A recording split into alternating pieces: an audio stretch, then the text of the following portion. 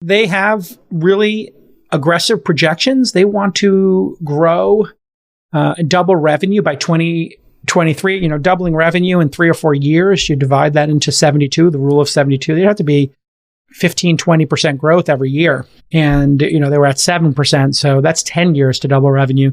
So now they've set a much more ambitious goal. That means they're going to need to have either more advertising, twice as much advertising, charge twice as much for it, have twice as many users, or have another revenue stream that contributes to this. So they're obviously doing all of those things and getting aggressive. They set a goal to double development velocity by the end of 2023. I think they're getting there already. They really want to do that to drive the monetizable daily active users or revenue, right?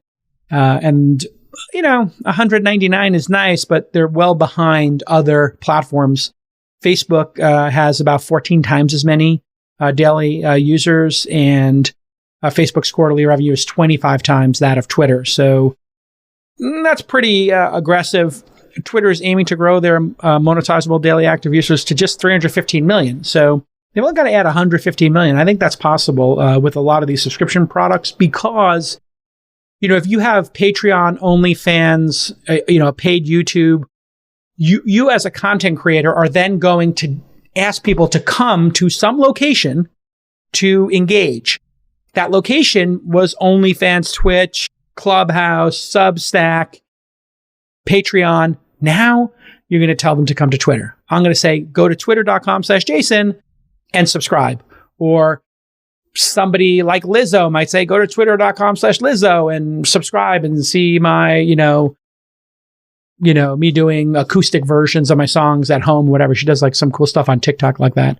She'll sing and interact with fans. So really interesting to see this aggressive. And, Twitter had a stagnant share price for a long time. They IPO'd in 2013 under Dick Costolo, who is now an investor, a great guy. And they were at a $31 billion market cap. After a brief surge to $60 a share, Twitter dropped back to $40 and traded flat until 2015. Then it dipped to $30 a share. And this was, I think pretty rattling for a lot of Twitter insiders and shareholders. I think a lot of them sold their shares back then. And Twitter traded down. It bottomed out at $14 a share in 2017. Jack in 2018 reorganized and the market started to respond. A lot of people like Professor Galloway were saying, Jack should be fired, I believe. And then Twitter got to $40 a share for the first time since its IPO, traded flat. And then they peaked in February of this year at $77 after this aggressive projections were released. And now they're at $51 a share and a $40 billion market cap. For it to be at $40 billion is really disappointing in a way because their influence is much higher. If you look at their revenue by year, 2012, 300. 2013, they doubled to 600. 2014, they 2.5 times to 1.4 billion, or almost 2.5 times. Then from 2014 to 2015, they go from 1.4 to 2.2. It's a 50% growth. Not bad. And then here we go. The brakes start to pump. 2015 to 2016, only to 2.5. 2017, they go down to 2.4. But then Trump gets elected, and we have a soaring economy.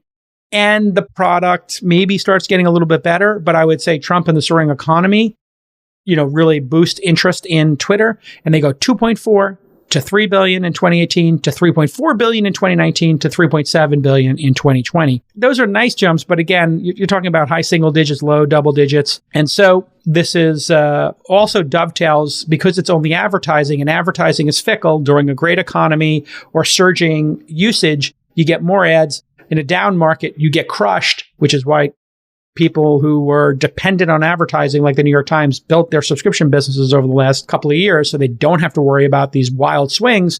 Well, now we have Apple saying we're going to let users opt out or force them to opt in to being tracked.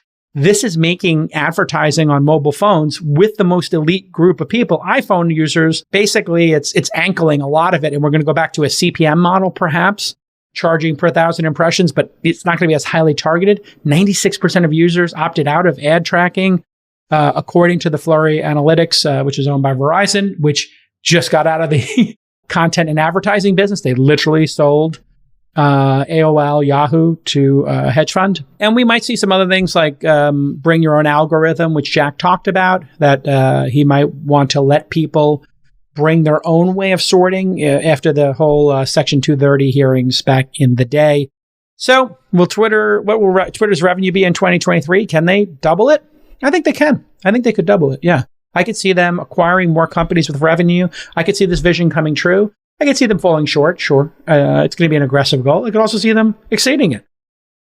And they seem to have the right team in place. They seem to be making great acquisitions, and they seem a little more bold and aggressive. And the company's always been passive. They've always been afraid to change what's working. And this is a lesson for founders. You really do want to be careful to not change the core user interface, because that can confuse people and really upset them. Look at Amazon. It's ugly. Craigslist, ugly. eBay, ugly. And then if you try to make them, elegant and new, people get really upset. And they go, why did you change it? I can't find stuff. There is something when you're doing transactions or you're building a CMS or any kind of web service to consistency and not moving stuff around.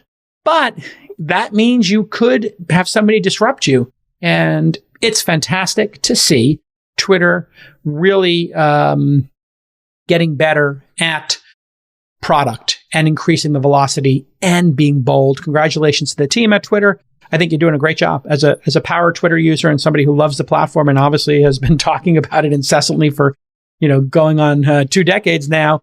I really love the changes, and I wish you the best to the Twitter team. It's really impressive work. We'll see you all next time. Bye-bye.